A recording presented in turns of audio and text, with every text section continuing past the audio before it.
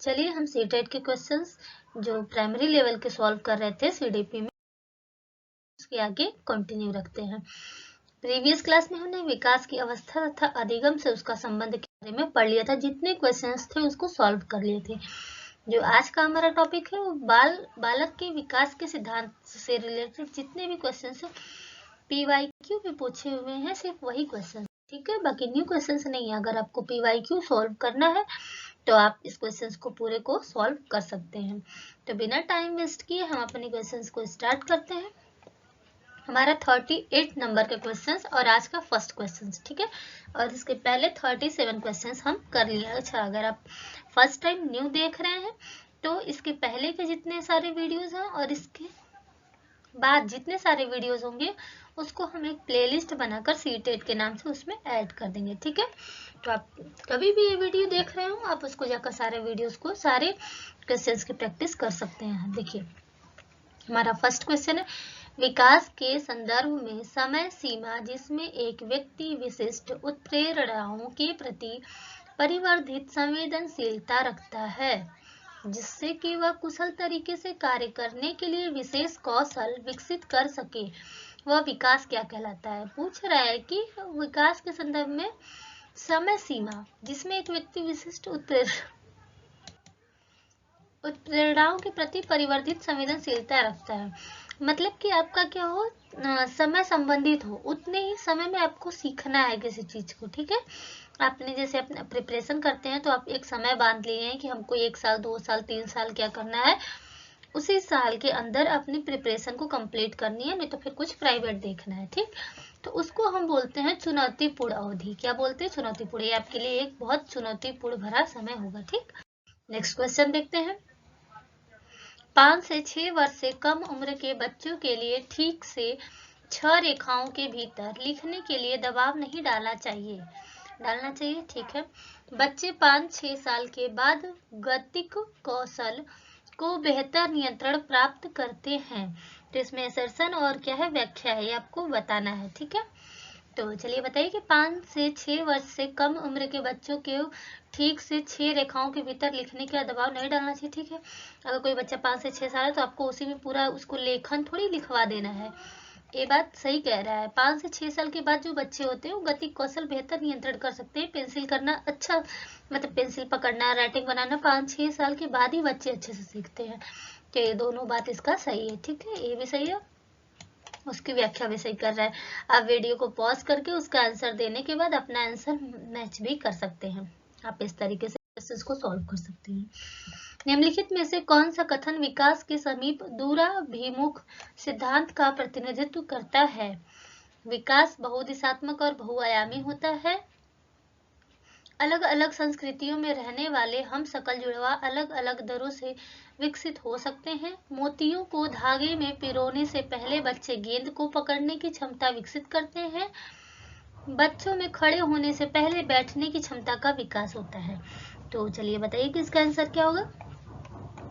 मोतियों को धागे में पिरोने से पहले बच्चे गेंद को पकड़ने की क्षमता का विकास करते हैं। आप पढ़े होंगे कि जो सूक्ष्म गतिक कौशल होता है उससे पहले बच्चे क्या होते हैं, गतिक कौशल को सीखते हैं। इट मीन्स कि बच्चे अपने हाथ और पैर उसको पूरे यूज करते हैं, बाद में फिर धीरे धीरे बारीकियों को सीखते हैं, ठीक है। बच्चा है तो पूरा हाथ पहले तैरना सीखेगा, उसके बाद लिखना सीखेगा। इट मीन्स ऐसे एग्जाम्पल देके भी क्वेश्चन सबसे पूछे जाते हैं कि कोई बच्चा है पहले फुटबॉल पकड़ना सीखेगा या पहले लिखना सीखेगा। तो नॉर्मल सी बात है कि पहले फुटबॉल से ही खेलना सीखेगा या पकड़ना सीखेगा।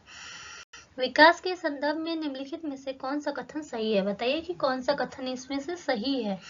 विकास के विभिन्न पहलू एक दूसरे से स्वतंत्र होते हैं, बिल्कुल नहीं। विकास एक असतत प्रक्रिया है, नहीं। विकास चक्रीय तरीके से होता है, रैखिक नहीं, सही बात है। विकास जो है एक सीधे में नहीं होते चला जाता है, वो क्या होता है, चक्रीय होता है। विकास विशिष्ट से सामान्य की ओर होता है, नहीं, सामान्य से विशिष्ट की ओर होता है। ऐसा थोड़ी कि बच्चा पहले लिखना सीखेगा फिर उसके बाद बॉल पकड़ना सीखेगा, मतलब कि पहले दौड़ना सीखेगा फिर उसके बाद चलना सीखेगा, ये कोई बात थोड़ी होती है।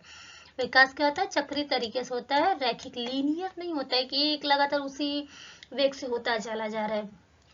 कभी विकास तेज होता है तो कभी विकास धीमे होता है, कभी तेज होता है कभी धीमे होता है, ठीक। नेक्स्ट क्वेश्चन है, विकास के क्रम में बच्चे सूक्ष्म पेशीय कौशल से पहले सकल पेशीय कौशल विकसित करते हैं। यह दर्शाता है किस विकास को? अराजक, शीर्षगामी, रेखीय, समीप, दूराभिमुख। तो किस चीज को दिखाता है? समीप दूराभिमुख को। ठीक है। नेक्स्ट क्वेश्चन है, समीपस्थ सिद्धांत कहता है शैशवावस्था में। समीपस्थ सिद्धांत कहता है शैशवावस्था में अंग हाथों और पैरों की तुलना में तेजी से बढ़ते रहते हैं। विकास सिर से पांव तक होता है। भाषा का विकास तेजी से होता है क्योंकि वह विकास के लिए संवेदनशील अवधि है। सूक्ष्म गति कौशल के विकास के साथ शारीरिक विकास तेजी से होता है। तो बताइए कि इसका कौन सा आंसर सही होगा? इसका आंसर ए होगा, अंग हाथों और पैरों की तुलना में तेजी से बढ़ते रहते हैं। ठीक है। नेक्स्ट क्वेश्चन है, भौतिक वृद्धि और विकास के और सिद्धांतों का पालन करते हैं। तो चलिए बताइए, वीडियो को पॉज करिए, फिर इसके बाद इसका आंसर आप क्या करिएगा, अपने मन में भी दे सकते हैं। विभेदीकरण, एकीकरण, शीर्षागामी, समीपस्थ। तो ये नहीं होगा, शीर्षगामी और वही होता है। भौतिक वृद्धि विकास जो होता है, विकास के शीर्षागामी और समीपस्थ आंतरिक से बाहर की ओर सिद्धांतों का पालन करता है। जो हमारा विकास होता है ना, कैसे होता है? अंदर से बाहर की ओर होता है। पढ़े होंगे समीपस्थ आंतरिक से बाहर की ओर होता है। ठीक है। और उसके बाद अवरोही क्रम में होता है, शीर्षगामी होता है, पैर से सर की ओर होता है। हेड टू टू, मतलब सर से पैर की ओर, सॉरी, सिर से पैर की ओर, हेड टू टू होता है। ठीक है। नेक्स्ट है, प्रारंभिक बाल्यावस्था में वृद्धि। चलिए, प्रारंभिक बाल्यावस्था में वृद्धि और सोच है, जबकि मध्य बाल्यावस्था में वृद्धि और सोच है। बताइए कि जो प्रारंभिक बाल्यावस्था में वृद्धि, उसके बाद क्या होगा? स्थिर होती है। वृद्धि क्या है? स्थिर है। वृद्धि स्थिर है बाल्यावस्था में। प्रारंभिक बाल्यावस्था में वृद्धि स्थिर है और सोच कुछ हद तक क्या होते हैं? आत्म केंद्रित होते हैं। कुछ हद तक क्या होते हैं? आत्म केंद्रित होते हैं। और जो हमारा सोच होता है वो कैसा होता है? तार्किक होता है। कैसा होता है? तार्किक होता है। तो इसका आंसर सी हो जाएगा। नेक्स्ट क्वेश्चन देखते हैं, बच्चों के प्राथमिक वर्षों में विकास का क्रम सरल से जटिल की ओर, अमूर्त से मूर्त की ओर, वैश्विक से स्थानिक या फिर विशिष्ट से सामान्य। तो बताइए कि बच्चों के प्राथमिक वर्षों में पूछा है, प्राथमिक वर्षों में क्या होता है? सरल से जटिल की ओर ही होगा। ठीक। नेक्स्ट क्वेश्चन है, निम्नलिखित में से कौन सा कथन विकास के बारे में सही है? तो बताइए कौन सा कथन विकास के बारे में सही है? विकास पूरी तरह से अनिश्चित है। विकास अत्यधिक अनिरंतर है। व्यक्तियों की विकास दर में विभिन्नता पाई जाती है। विकास पैर से सिर की तरफ होता है। तो इसमें पूछ रहा है कि कौन सा कथन सही है? तो ये क्या है? पैर से सिर की तरफ नहीं होता है। अभी ये थोड़ा सा मिस्टेक बता दिए थे, फिर उसको सही भी किए थे। हेड टू टू होता है, याद रखिएगा। हेड टू HT से हेड टू टू होता है, मतलब हेड से मतलब सर से पैर की ओर होता है। ठीक, पैर से सिर की तरफ नहीं होता है। जो विकास होता है, व्यक्तियों के विकास की दर में विभिन्नता पाई जाती है। हमारा और आपका विकास एक जैसा नहीं है।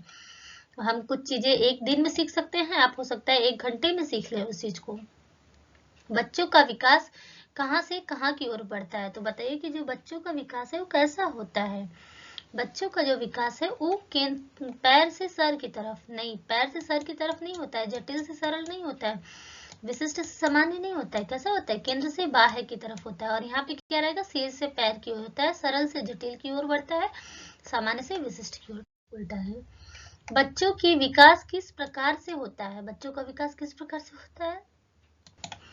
व्यवस्थित रूप से होता है, परंतु स्वाभाविक रूप से वैयक्तिक होता है। अव्यवस्थित रूप में किसी विशिष्ट पल में अचानक से उभर आता है। पूरे विश्व में सभी बच्चों में एक समान दर से होता है, केवल विद्यालयकरण के परिणाम से होता है। नहीं, बच्चों में जो विकास होता है वो व्यवस्थित रूप से ही होता है, लेकिन जो होता है स्वाभाविक रूप से क्या होता है? वैयक्तिक होता है। कुछ बच्चों में जल्दी, कुछ बच्चों में कम। ठीक, नेक्स्ट देखते हैं, विकास के संदर्भ में निम्नलिखित में से कौन सा कथन सही है? विकास पूर्ण रूप से केवल आनुवंशिकता का ही परिणाम है। विकास का क्रम विशिष्ट से सामान्य की ओर होता है। विकास बाहर से केंद्र की ओर होता है या सिर से पांव की ओर बढ़ता है। तो पूछ रहा है इसमें कि विकास के संदर्भ में कौन सा सही है? तो अभी हम आपको कई बार बता चुके हैं कि विकास जो होता है हमारा हेड टू टू होता है, सर से पैर की ओर होता है, जिसको हम मस्तिष्काधोमुख भी कहते हैं। ठीक है, 2 दिशाओं में होता है। चलिए हम पढ़ते हैं, विकास का शीर्षगामी सिद्धांत क्या सुझाता है? तो आपको पूछ रहा है कि शीर्षगामी सिद्धांत क्या बताता है। विकास केंद्र से बाहर की ओर होता है, सिर से पैर की ओर होता है, सभी व्यक्तियों में समान दर से होता है, प्रकृति और वातावरण को मिश्रित किया। अभी बताए हैं कि जो शीर्षगामी सिद्धांत होता है वो कैसे होता है, सिर से पैर की ओर। दो बताए थे ना, एक में ये है कि जो विकास है वो सिर से पैर की ओर होता है। हमारा याद रखिएगा, हमेशा सिर से पैर की ओर होता है विकास। विकास के संदर्भ में निम्न में से कौन सा कथन सही नहीं है? ध्यान रखिएगा, नहीं है। बच्चे अलग अलग दर गति पर विकसित होते हैं, विकास क्रमिक रूप से होता है, विकास अपेक्षाकृत रूप से व्यवस्थित होता है, विकास हमेशा अनिरंतर होता है।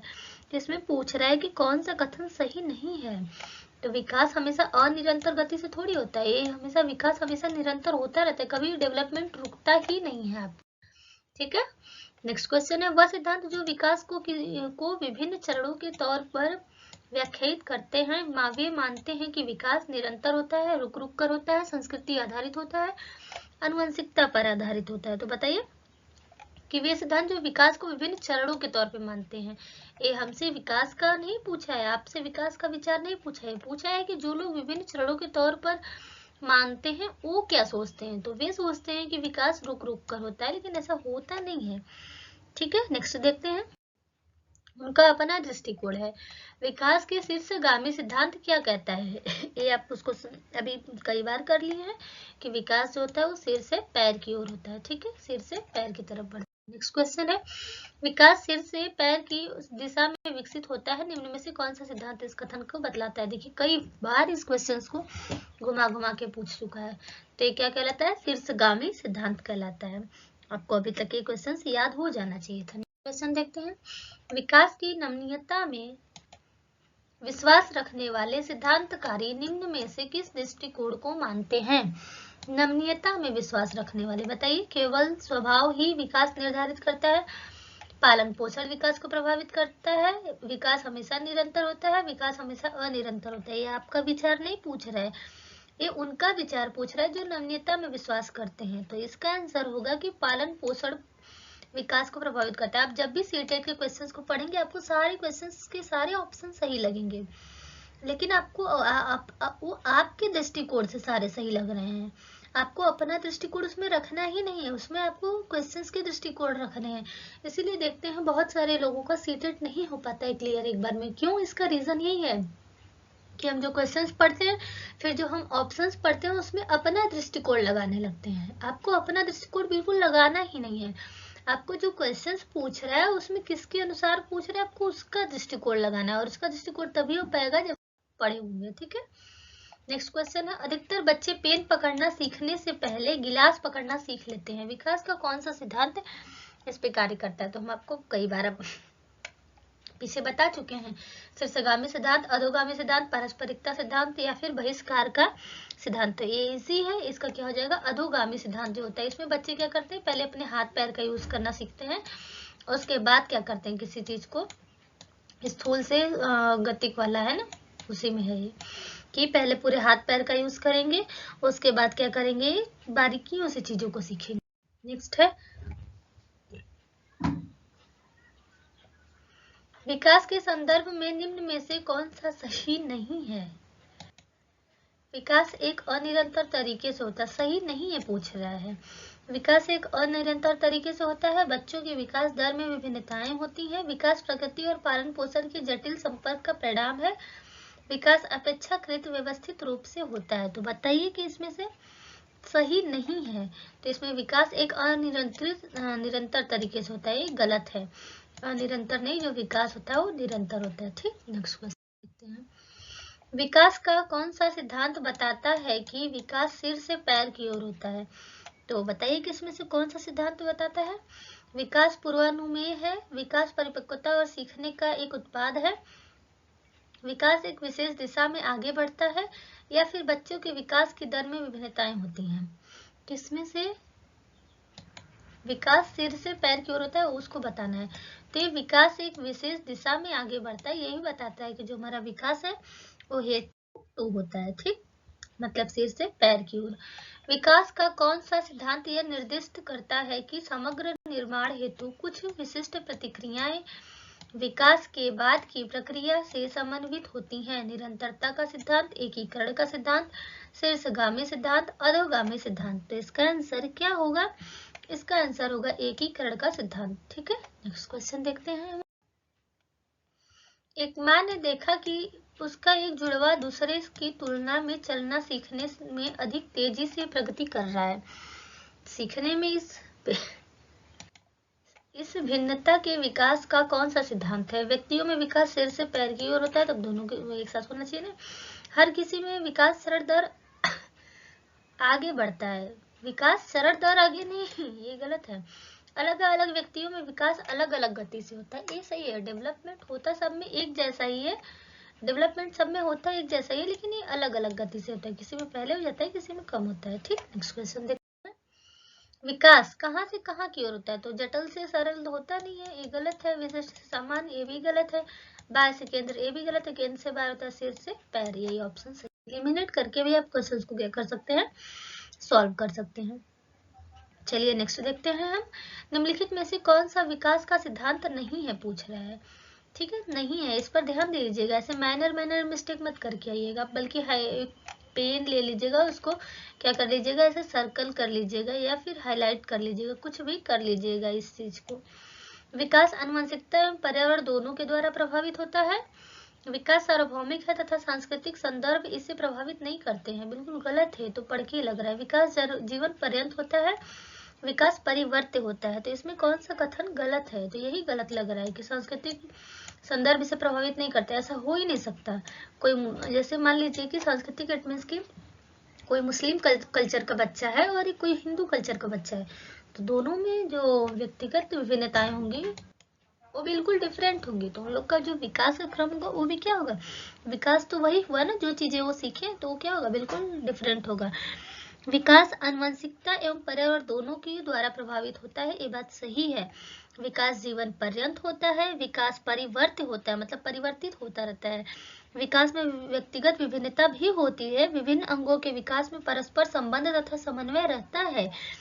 विकास एक निश्चित प्रतिमान का अनुसरण करता है। विकास की गति तथा दिशा में परिमार्जन संभव होता है।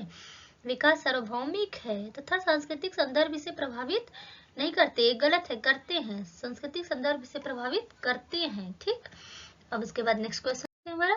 ठीक है, आज के लिए इस जो टॉपिक्स थे, इस टॉपिक्स के इतने ही क्वेश्चंस थे। जो हमारा नेक्स्ट टॉपिक होगा वो होगा आनुवंशिकता और पर्यावरण का प्रभाव।